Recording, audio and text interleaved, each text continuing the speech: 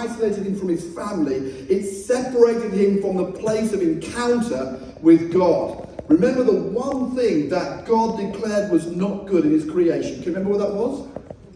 It's not good that man should be alone. Not lonely, alone. That's the first thing when God judges what he's done and he looks at all he's done and all of those 5 days before he says it's good, it's good, it's good. Then he made man, it's very good. And then the thing he says is not good. It's not good that man should be alone. Because God understands that we are not built for isolation. Yeah. You know, the worst punishment that we know in our particular penal system is solitary confinement. Why? Because that really is a punishment for people. We're not built to be on our own. We're meant to live in community. We're meant to live in harmony with God. That's how we are shaped. And the consequences of this man's illness has separated him off and caused him to live in solitary confinement away from his community. And Jesus was mad at what the stuff had done to somebody he cared about. Yeah. Do we operate like that? Do we look at people in our world that we know need Jesus, but we see their stuff before we see who they are? I'm really challenged by this. There are all kinds of people out there, they don't like Christianity, they don't like what we stand for, and you hear the vitriol, you hear the activism. It's very easy to get caught with that, to become combative with that narrative. Instead of saying, I'm going to take a little step back and realize there are people that stand behind that. I want to see the person. There are people in our world, they are struggling with sin, they're addicted to stuff, they're going through almost impossible situations they can't seem to get. Do we judge them for what they're addicted to? Do we judge them for the behavior, or do we choose to see the person first and reach out to the person? See, Jesus was indignant at what society had placed upon this person.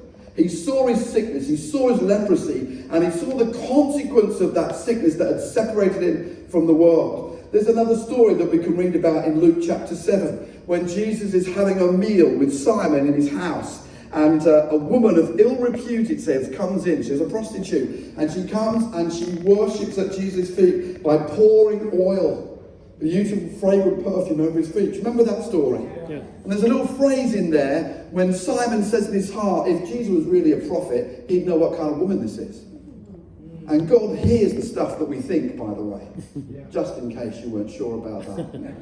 So he says to Simon, as he gives him a little story, he says, do you see this woman? That's an interesting phrase. He didn't say, do you see this prostitute? Do you see this brokenness? He says, do you see this woman? Because that was the point.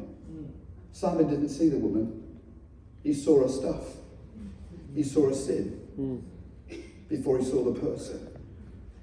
Jesus modeled love and compassion, and he always sees us.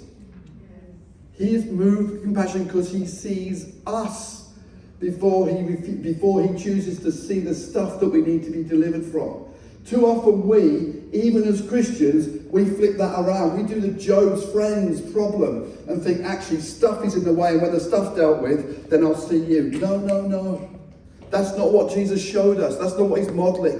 That's not what we see in this story here. He should not be being approached by a leper, but he's approached by a leper. As a rabbi, he should have actually spoke judgment because he had the right to do that. No, you can't come near me. I am clean. In fact, I am super clean. I'm the Son of God. You can't approach me with your stuff. Does he say that? No, he doesn't say that. Jesus allows this man, and the man speaks with the rabbi and says, if you are willing, and Jesus says, I am willing, be clean. And in a moment, the stuff that had separated him, the stuff that had diseased him, in a moment, because the word came from Jesus, the Son of God, was delivered. It set him free. It says his skin became smooth and he was set right, because Jesus was angry at the stuff that had taken him to that place.